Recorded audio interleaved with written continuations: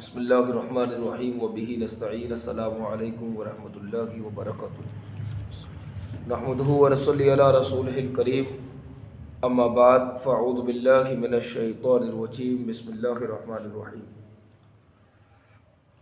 ان اللہ وملائکتہ یصلون علی النبی یا ایہا الذین آمنوا صلوا علیہ وسلموا تسلیما اللہم صلی علی سیدنا ومولانا محمد مدن الجود والکرم وعلی آلہ واصحابہ اجمعین۔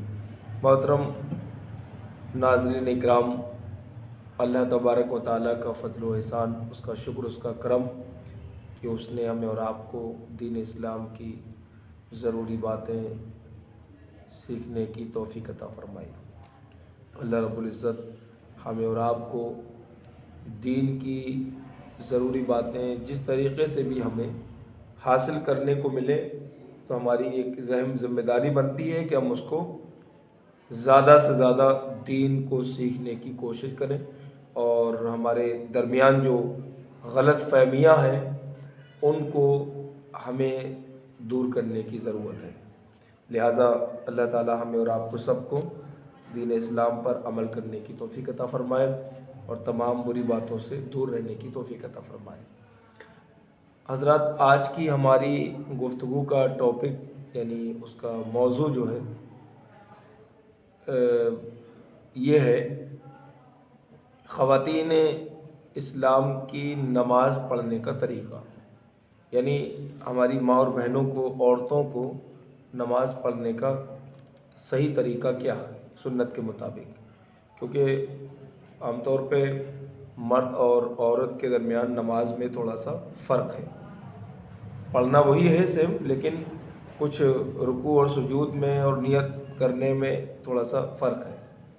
تو آج میں صحیح طریقے سے یہ بتانے کی کوشش کروں گا کہ ہماری خواتین کو یعنی عورتوں کو نماز کس طریقے سے ادا کرنی چاہیے، کیونکہ عام طور پہ غلط فہمیاں ہیں ہماری ماں اور بہنوں کے درمیان۔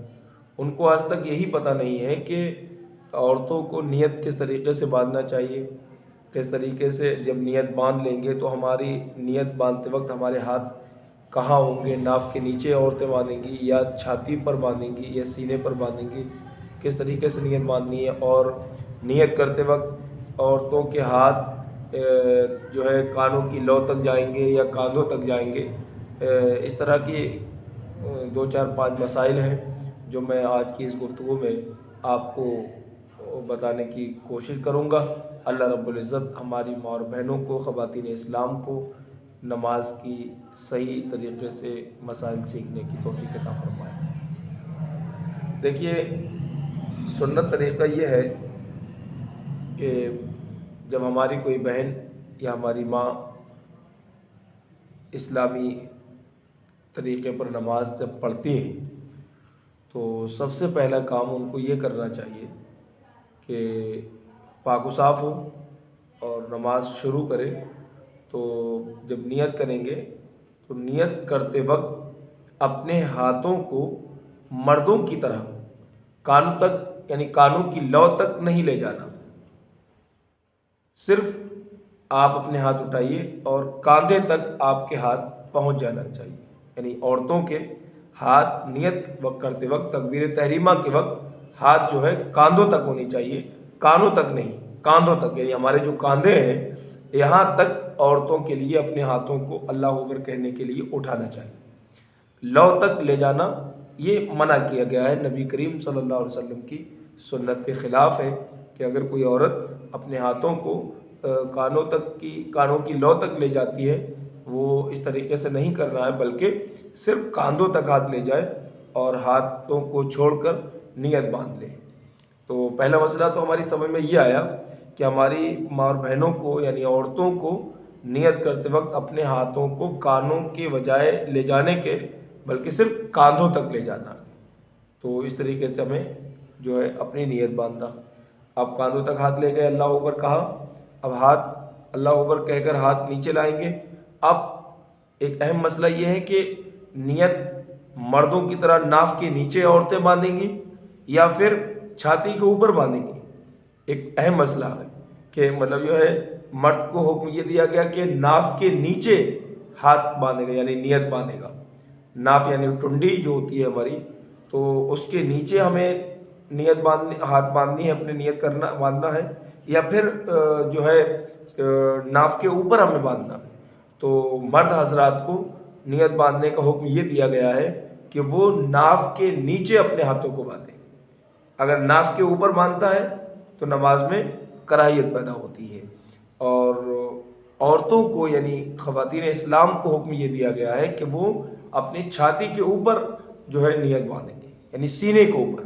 اس طریقے سے ان کو نیت باندھنی. اگر کوئی عورت ناف کے نیچے باندھتی ہے تو اس کی نماز صحیح نہیں ہوگی. لہٰذا اس کو چاہیے کہ وہ اپنی جب نیت باندھے تو اس کو جو ہے اپنے ہاتھوں کو چھاتی کے اوپر اس طریقے سے ہمیں نیت باندھنی چاہیے.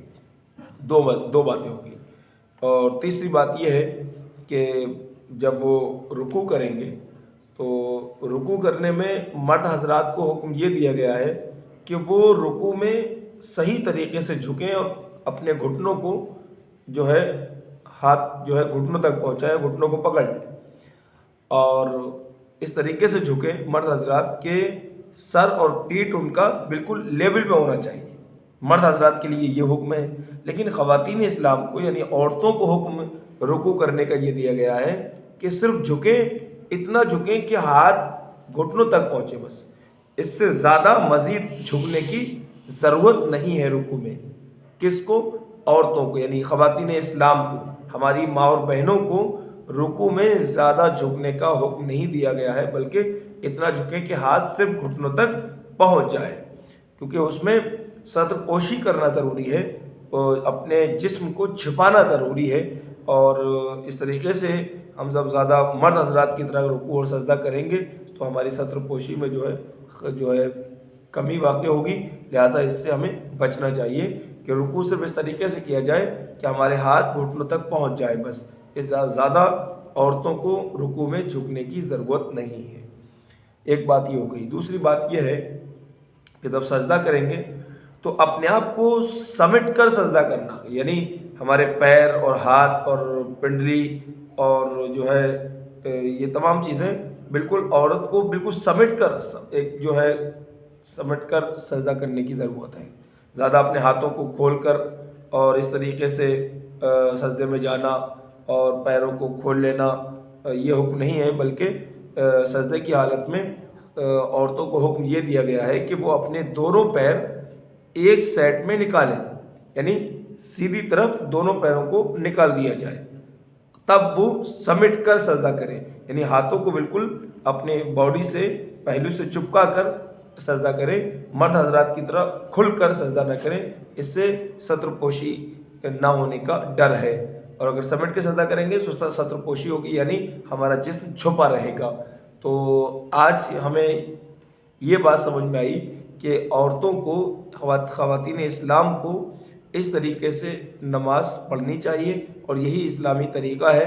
اگر اس کے علاوہ اپنی مرضی سے مرد حضرات کی طرح اگر نماز پڑھتی ہیں خواتین اسلام تو یہ طریقہ اچھا نہیں ہے، بہتر نہیں ہے.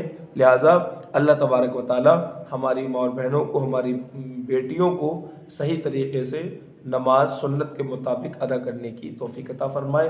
اور نیت جس طریقے سے میں نے بتایا کہ نیت جو ہے ہم چھاتی کے اوپر خواتین اسلام باندھیں گی، یعنی عورتیں چھاتی کے اوپر باندھیں گی اور مرد حضرات ناف کے نیچے باندھیں گے.